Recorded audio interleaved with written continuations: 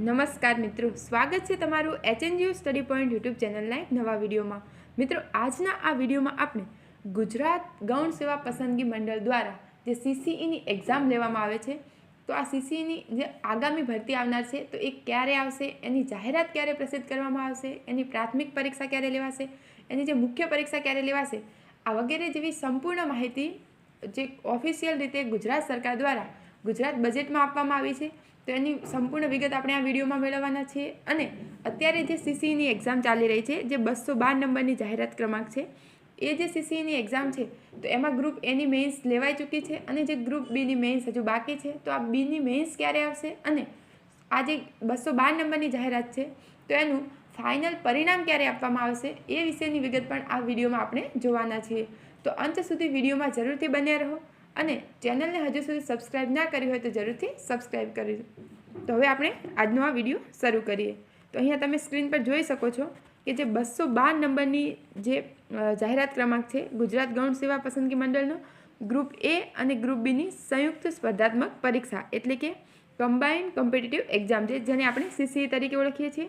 તો આ જે CCEની એક્ઝામ છે 212 નંબરની જે ભરતી છે એમાં કુલ 5554 જગ્યાઓ માટેની આ ભરતી જે ચાલી રહી છે, તો એની જે મેઇન્સ પરીક્ષા જે એની છે ગ્રુપ એની એ લેવાઈ ચૂકી છે અને જે ગ્રુપ બી છે એની મુખ્ય પરીક્ષા ક્યારે યોજવામાં આવશે, તો અહીંયા આપવામાં આવે છે ગ્રુપ બીની મુખ્ય પરીક્ષાનું જે આયોજન છે એ સંભવતઃ ફેબ્રુઆરી 2025માં કરવામાં આવશે।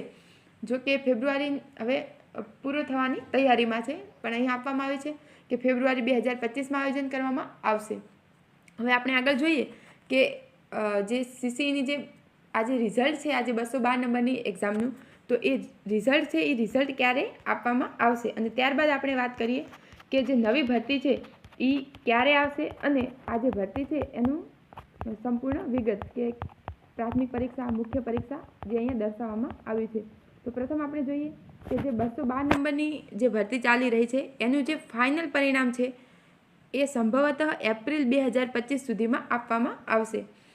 તો જે ગ્રુપ એ અને બીની બંને પરીક્ષાની જે ફાઇનલ રિઝલ્ટ છે એપ્રિલ 2025 સુધી આપવાની સંભાવના અહીંયા આપવામાં આવી છે। હવે આપણે જે નવી ભરતી આપવામાં આવી છે એના વિશેની હવે વાત કરીએ। તો અહીંયા જુઓ કે CCEની જે પરીક્ષા સંબંધે મંડળ દ્વારા બહાર પાડવામાં આવેલ નીતિ નિર્ધારણ મુજબ નીચે મુજબ પરીક્ષાનું જે આયોજન છે એ કરવામાં આવનાર છે। તો અહીંયા આપવામાં આવ્યું છે કે જાહેરાત પ્રસિદ્ધ કરતા પૂર્વે તમામ માગણા પત્રકોની ચકાસણી કરવી, જે ક્યારે કરવામાં આવશે તો એપ્રિલ 2025 સુધીમાં કરી લેવામાં આવશે। હવે ખૂબ જ અગત્યનું એવું કે આ જે CCEની પરીક્ષા છે તો એની જાહેરાત ક્યારે પ્રસિદ્ધ કરવામાં આવશે, તો એની જાહેરાત છે એ મે 2025માં પ્રસિદ્ધ કરવામાં આવશે, મે 2025માં।